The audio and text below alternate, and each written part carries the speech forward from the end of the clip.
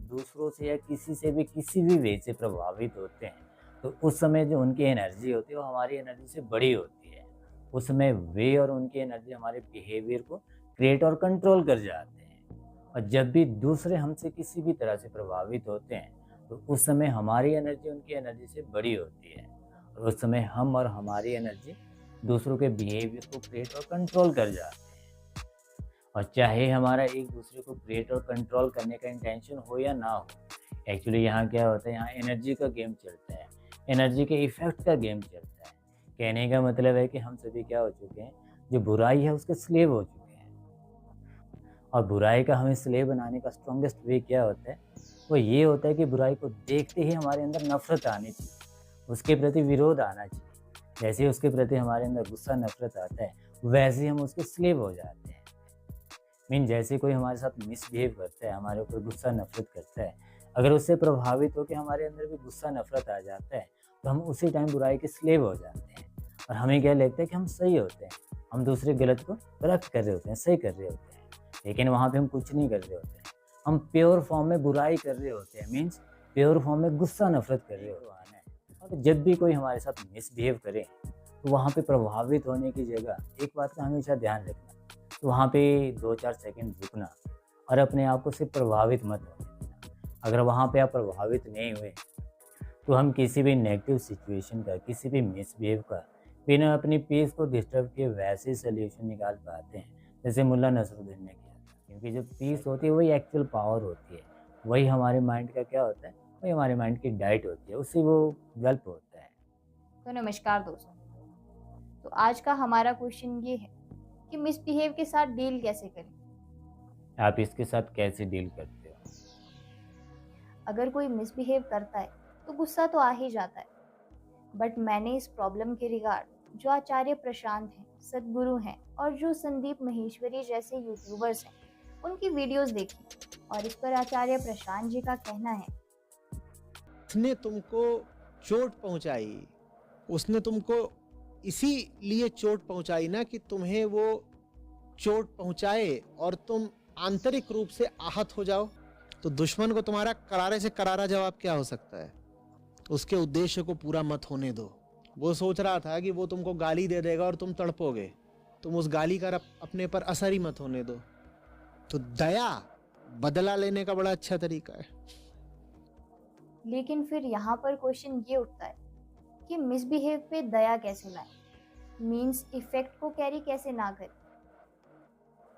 और इस पर सदगुरु जी का ये कहना है कि भी मैं कहूं तुम बेवकूफ हो, आप 3 रात तक सो नहीं पाएंगे। ओह, सदगुरु ने मुझे बेवकूफ कहा। सदगुरु ने, मैं देखिए मैंने बस एक शब्द बोला है, और अगर आप 3 दिन तक तकलीफ में हैं तो आप पक्का बेवकूफ होंगे, है ना? मैं कह रहा हूं बेवकूफ शब्द आपका दिल नहीं दुखाता, ये आपकी समझ है, और आप अपने भीतर इस पर कैसी प्रतिक्रिया देते हैं वही दुख पहुंचा रहा है ना? अगर कोई अच्छी चीजें जानता है तो वो अच्छी चीजें कहेगा, कोई बुरी चीजें जानता है तो वो बुरी चीजें कहेगा। ये आपको परिभाषित करता है या उन्हें करता है? हेलो, ये उन्हें करता है, लेकिन आप उसे खुद को परिभाषित करने दे रहे हैं। अब यहाँ पर भी वही क्वेश्चन उठता है कि ऐसी सिचुएशन में अपने आप को परिभाषित होने से कैसे रोके। और शिवानी जी का कहना है कि जो लोग आपके साथ वो व्यवहार कर रहे हैं जो आपको पसंद नहीं है, उनके पास भी उतनी ही पावर है। वो क्या कर सकते हैं? वो अपने अनुसार जो अपने को सही समझते हैं वो बोल सकते हैं। वो झूठ बोल सकते हैं, वो धोखा दे सकते हैं, वो गलत व्यवहार कर सकते हैं, वो चिल्ला सकते हैं, वो रो सकते हैं, वो सब कुछ कर सकते हैं, लेकिन वो मेरे माइंड के अंदर नहीं घुस सकते हैं। लेकिन हम कह देते हैं उन्होंने मुझे हर्ट किया, उन्होंने मेरी इंसल्ट की, उन्होंने मेरी डिसरिस्पेक्ट की, उन्होंने मेरा अपमान किया। ये तो हमारी भाषा है, वो तो ऐसा कुछ भी नहीं कर सकते। वो तो सिर्फ वहां खड़े होकर बोल सकते, कर सकते। अब उसके पास आपकी चॉइस है कि उन्होंने जो बोला उसमें से कुछ लेना है या नहीं लेना है। अब यहाँ पर भी वही क्वेश्चन अधूरा रह जाता है कि इफेक्ट कैसे ना लें। और यहाँ पर संदीप महेश्वरी जी का भी यही कहना है, प्रैक्टिकल सॉल्यूशन, कोई थियोरेटिकल बातें नहीं। क्योंकि अगर कोई सामने से आपको गाली दे रहा है और मैं कह रहा हूं कि भाई शांत रहो, तो कब तक शांत रहो? चलो आपको गाली दे रहा है, आप शांत रह सकते हो, ठीक है। आपकी माँ को गाली दे रहा है, शांत रहोगे। बाप को गाली दे रहा है, शांत रहोगे। क्या भगवत गीता में यही सिखाया गया है? क्या भगवान कृष्ण अर्जुन को यह सलाह दे रहे हैं कि बेटा एक काम कर, सामने ना लड़ाई हो जाएगी, उसमें कुछ पड़ा नहीं है, एक काम कर, छोड़ करके भाग जा, ये सलाह दे रहे हैं? या वहां पर उसको सिखा रहे हैं कि तुम्हारा कर्म है, धर्म है, अब चाहे कुछ भी हो कॉन्सिक्वेंस, तुम्हें अपनी तरफ से कुछ गलत नहीं करना है, तुम्हें हमेशा शांति चाहनी है, तुम्हें हमेशा अपने माइंड में अपना जो एंड गोल है वो पीस को रखना है, यानी शांति को रखना है। लेकिन अगर सामने वाला अशांत है और शांति नहीं चाहता है और उसके लिए एंड रिजॉर्ट है लड़ना ही पड़ेगा, तो लड़ाई के लिए तैयार है। अब यहाँ पर भी वही क्वेश्चन है कि शांत कैसे रहें, शांत रहकर लड़ें कैसे। तो इन सब की वीडियो से मुझे ये तो समझ आया कि मिसबिहेव के साथ कैसे डील करना चाहिए, बट ये समझ नहीं आया कि इस इफेक्ट के साथ कैसे डील करना चाहिए। तो आई थिंक इसके 2 वेज हो सकते हैं। एक तो ये कि हमारा बहुत ही ज़्यादा कॉन्शियस होना बहुत ज़रूरी होता है, यहाँ तक कि हमारा इनलाइटेड होना बहुत ज़रूरी होता है, तभी हम किसी भी तरह के इफेक्ट को अपने आप से दूर रख सकते हैं, जो कि बहुत ही ज़्यादा मुश्किल होता है। और सेकंड वे इसका ये हो सकता है कि वहाँ पे हमें अपना बहुत बड़ा नुकसान देखना चाहिए, क्योंकि जो प्रॉफिट और लॉस का लैंग्वेज होता है वही हम ह्यूमंस को बहुत अच्छे से समझ आते हैं। तो आज हम इसी लॉस की बात कर लेते हैं। तो अगर कोई इंसान हमसे जेलस नफरत रखता हो, बार बार मिसबिहेव करता हो, वो भी बिना हमारी गलती के करता हो, तो इस तरह का इंसान क्या होता है? मूर्ख होता है कि नहीं होता है? 2 कौड़ी का होता है कि नहीं होता है? होता है ना। तो एक्चुअली अगर इस तरह के मूर्ख और 2 कौड़ी के इंसान अगर हमारा बिहेवियर क्रिएट और कंट्रोल करते हो, तो हम कितने कौड़ी के रह जाते हो?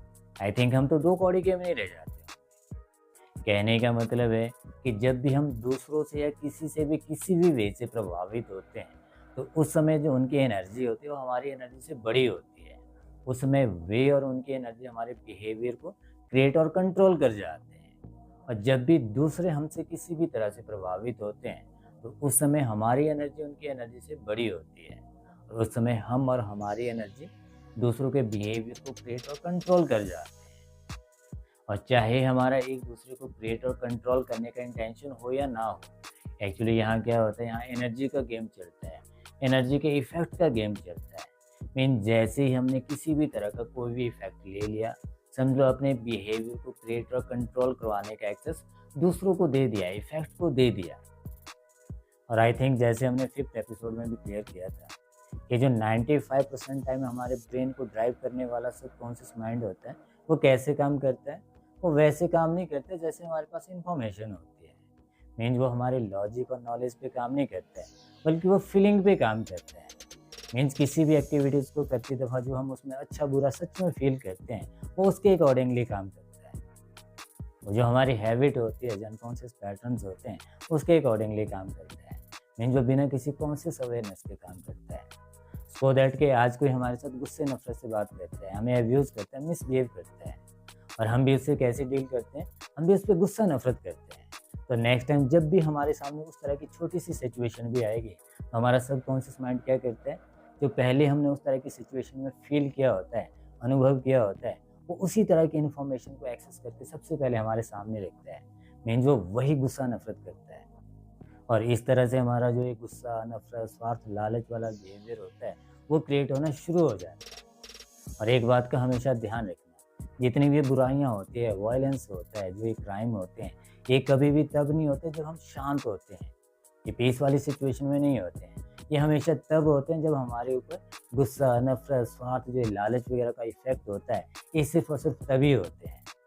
और जब भी हम दूसरों से नेगेटिव वे से प्रभावित होते हैं, तो हमारा इसी तरह का बिहेवियर बढ़ने लगता है। और सेकेंडली, अगर आप इस यूनिवर्स को ऑब्जर्व करोगे, ख़ास तौर पे जो हमारा अर्थ है उसे ऑब्जर्व करोगे, तो अगर इसे कोई एनर्जी रूल कर रही होगी, तो इसे देख के एक बात तो क्लियर हो जाती है कि वो पॉजिटिव एनर्जी तो बिल्कुल भी नहीं हो सकती है, वो कोई अनकॉन्शियस नेगेटिव एनर्जी होगी। क्योंकि यहाँ पे क्या है, यहाँ पे हर एक क्रिएचर से लेके इंसान से लेके सबका नेचर क्या बन चुका है? स्वार्थ और लालच का बन चुका है। चलो जो दूसरे क्रिएचर्स होते हैं वो तो अनकॉन्शियस होते हैं, लेकिन अगर हम ह्यूमंस बीइंग की बात करते हैं तो सबसे ज़्यादा कॉन्शियस होते हैं। हमारा नेचर तो सबसे ज़्यादा स्वार्थ और लालच वाला होता है। औरों का तो दिखता भी है, लेकिन जो हमारा स्वार्थ और लालच का जो वायलेंस का नेचर है वो तो इतना डेप्थ में जा चुका है कि हम वायलेंस भी कंपैशन के साथ करते हैं। हमारा स्वार्थ वगैरह दिखता नहीं है। कहने का मतलब है कि हम सभी क्या हो चुके हैं, जो बुराई है उसके स्लेव हो चुके हैं। और बुराई का हमें स्लेव बनाने का स्ट्रॉन्गेस्ट वे क्या होता है, वो ये होता है कि बुराई को देखते ही हमारे अंदर नफरत आनी चाहिए, उसके प्रति विरोध आना चाहिए। जैसे ही उसके प्रति हमारे अंदर गुस्सा नफरत आता है वैसे ही हम उसके स्लेव हो जाते हैं। जैसे कोई हमारे साथ मिसबिहेव करता है, हमारे ऊपर गुस्सा नफरत करता है, अगर उससे प्रभावित होकर हमारे अंदर भी गुस्सा नफरत आ जाता है तो हम उसी टाइम बुराई के स्लेव हो जाते हैं। और हमें क्या लगता है कि हम सही होते हैं, हम दूसरे गलत को गलत कर रहे होते हैं, सही कर रहे होते हैं, लेकिन वहाँ पे हम कुछ नहीं कर रहे होते हैं। हम प्योर फॉर्म में बुराई कर रहे होते हैं, मीन्स प्योर फॉर्म में गुस्सा नफरत कर रहे होते हैं। और प्योर फॉर्म में गुस्सा नफरत करने से कभी भी किसी भी प्रॉब्लम का सोल्यूशन नहीं निकलता है। क्या कीचड़ से दूसरी तरफ का कीचड़ साफ होता है? दोनों तरफ सिर्फ और सिर्फ कीचड़ ही कीचड़ होता है, बदबू फैलती है। तो कहने का मतलब है कि अगर हमें अपने कॉन्शियस विचारों की क्रिएशन होना है, बुराई का स्लेव नहीं होना है, तो दो कौड़ी के मूर्ख लोग होते हैं उनके द्वारा अपने बिहेवियर को क्रिएट और कंट्रोल नहीं करवाना है। तो जब भी कोई हमारे साथ मिसबिहेव करे तो वहाँ पे प्रभावित होने की जगह एक बात का हमेशा ध्यान रखना, तो वहाँ पे 2-4 सेकंड रुकना और अपने आप को सिर्फ प्रभावित मत होने देना। अगर वहाँ पे आप प्रभावित नहीं हुए तो हम किसी भी नेगेटिव सिचुएशन का, किसी भी मिसबिहेव का बिना अपनी पीस को डिस्टर्ब किए वैसे सल्यूशन निकाल पाते हैं जैसे मुल्ला नसरुद्दीन ने किया था। एक्चुअली जो मुल्ला नसरुद्दीन थे वो बहुत ही सुलझे और शांत किस्म के आदमी थे। तो एक दिन फ्राइडे को किसी ज़रूरी काम से कहीं बाहर जा रहे थे। जैसे कि आई थिंक आप सभी को पता ही होगा, जो ये मुस्लिम होते हैं इनका फ्राइडे को कुछ खास दिन होता है, उस दिन इनका नमाज अदा करने का कुछ होता है। तो 12 बजे का टाइम हो रहा था, तो आसपास कोई मस्जिद नहीं दिख रही थी और मुल्ला नसरुद्दीन का नमाज अदा करने का टाइम हो रहा था। तो मुल्ला नसरुद्दीन क्या करते हैं कि रास्ते के किनारे ही अपनी पॉकेट से अपना रुमाल निकाल के बिछा देते हैं और वहीं बैठ के अल्लाह की प्रार्थना करने लगते हैं। तो लास्ट में जैसे वो अल्लाह का शुक्रिया अदा करने के लिए अपना माथा ज़मीन पे लगाते हैं तो उनका जो बैग वो ऊपर उठ जाता है और वहीं पास में एक शरारती बच्चा खड़ा होता है। जैसे मुल्ला नसरुद्दीन का बैग ऊपर उठता है, वो बच्चा क्या करता है, उनकी बैग पे एक जोरदार किक कर देता है और मुल्ला बेचारे पलटी खा के रोल करके गिर जाते हैं। लेकिन जैसे मैंने अभी कहा ना, जो मुल्ला नसरुद्दीन थे वो क्या थे, वो एक शांत स्वभाव के आदमी थे। तो बच्चे की इस मिसबिहेव पे उनको गुस्सा नहीं आया, बल्कि उनके माइंड में एक विचार आया कि अगर आज इस बच्चे को वैसे जाने दिया तो इन फ्यूचर ये सोसाइटी के लिए प्रॉब्लम क्रिएट कर सकता है, अपने लिए भी प्रॉब्लम क्रिएट करेगा। तो मुल्ला नसरुद्दीन क्या करते हैं, अपनी पॉकेट से एक 10 रुपीज़ का नोट निकालते हैं और उस बच्चे की ओर आगे बढ़ाते हैं और कहते हैं कि बेटा सिर्फ आज के दिन ऐसा करने से बहुत अच्छा होता है। पहले तो बच्चे को थोड़ा सा डाउट हुआ कि कहीं वो उसे पीटे ना, लेकिन जिस पोलाइटनेस के साथ मुल्ला नसरुद्दीन ने वो 10 रुपीज़ का नोट दिया, वो बच्चा थोड़ा घबरा के उस नोट को ले लेता है। और जैसे वो वहाँ से जाने लगता है तो मुल्ला नसरुद्दीन जी क्या कहते हैं कि आगे 2-4 मेरे साथी और भी होंगे, वो भी इसी तरह से प्रार्थना कर रहे होंगे। अगर आप उन्हें भी किक करोगे, इस तरह से लात मारोगे, तो वो भी तुम्हें पैसे देंगे, लेकिन आज के ही दिन ऐसे करना बाकी मत करना। तो बच्चा उसको सच समझ बैठता है। जैसे वो थोड़ा आगे जाता है, वहाँ पे क्या देखता है कि वहाँ पे 2-4 लोग और वैसे नमाज अदा कर रहे होते हैं। जैसे वो भी नीचे झुकते हैं और बच्चा क्या करता है, वो किक करना शुरू कर देता है। जैसे बस एक को ही किया होता है, जैसे दूसरे को करने लगता है, उतने में वो सब उसे मिलकर पकड़ लेते हैं और उसकी खूब धुनाई करते हैं। उतने में मुल्ला नसरुद्दीन भी वहाँ पे पहुँच जाते हैं और मुल्ला नसरुद्दीन के फेस पे हल्की सी मुस्कान देख के वो बच्चा समझ जाता है कि मुल्ला नसरुद्दीन ने उसे सबक सिखाने के लिए ऐसा किया। जैसे आप सभी को पता ही है कि जो मुस्लिम होते हैं थोड़ा अपने धर्म के प्रति कुछ ज़्यादा ही कठोर होते हैं। तो उन तीनों को बहुत ज़्यादा गुस्सा आ गया था। तो गुस्से में वो अपना सामान वहाँ पे भूल जाते हैं। जब घर पहुँचते तो उन्हें पता चलता है कि अपना सामान तो वहीं भूल रहा है। उन्हें और गुस्सा आता है और जब वापस वहाँ पे पहुँचते हैं तो उनका जो सामान होता है वहाँ से कोई चुरा के ले गया होता है। उन्हें और ज़्यादा गुस्सा आता है और जाती दफ़ा जब वो घर में जाते, घर पे भी वो फिर तांडव करते हैं। गुस्से में मतलब वैसे ही करते हैं। तो कहने का मतलब है कि मुल्ला नसरुद्दीन ने भी प्रॉब्लम को सॉल्व किया, लेकिन कैसे किया, बिना अशांत हुए, बिना उस प्रॉब्लम में इनरोल हुए। जो 3 लोग थे उन्होंने भी उस प्रॉब्लम को फेस किया, उसे सॉल्व किया, लेकिन कैसे किया, प्रभावित होकर किया, गुस्से नफरत से किया। तो उसका परिणाम क्या निकला, तो अपना सामान भी भूल के घर पे भी उन्होंने गुस्सा किया, हर एक जगह पे उन्होंने डिस्टर्बेंस ही फैलाया। मीन्स कहने का मतलब है कि अगर हम किसी भी नेगेटिव सिचुएशन में, किसी के मिसबिहेव में अपने आप को इफेक्ट से फ्री रख पाते हैं, तो वही हमारी जो कॉग्निटिव एबिलिटी होती है, हम उस तक रीच बना सकते हैं। किसी भी प्रॉब्लम का बिना किसी अपनी पीस को डिस्टर्ब किए हुए एक सही सोल्यूशन निकाल पाते हैं। क्योंकि जो पीस होती है वही एक्चुअल पावर होती है, वही हमारे माइंड का क्या होता है, वही हमारे माइंड की डाइट होती है, उससे वो गल्प होता है। जब तक हम गुस्सा और नफरत करते हैं उस समय तो हमारा जो सोचने समझने वाला प्रीफ्रंटल कॉर्टेक्स होता है वो डंप हो जाता है, वो काम नहीं कर पाता है, वो टेम्पररी वीक हो जाता है।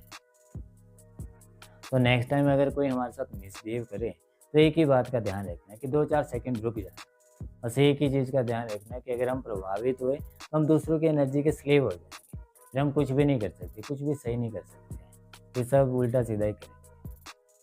लेकिन आई थिंक यहाँ पर तो सारा गेम इफेक्ट का है। तो क्या इस इफेक्ट से बचने के लिए, इससे डील करने के लिए कुछ और भी इजी वेज हैं?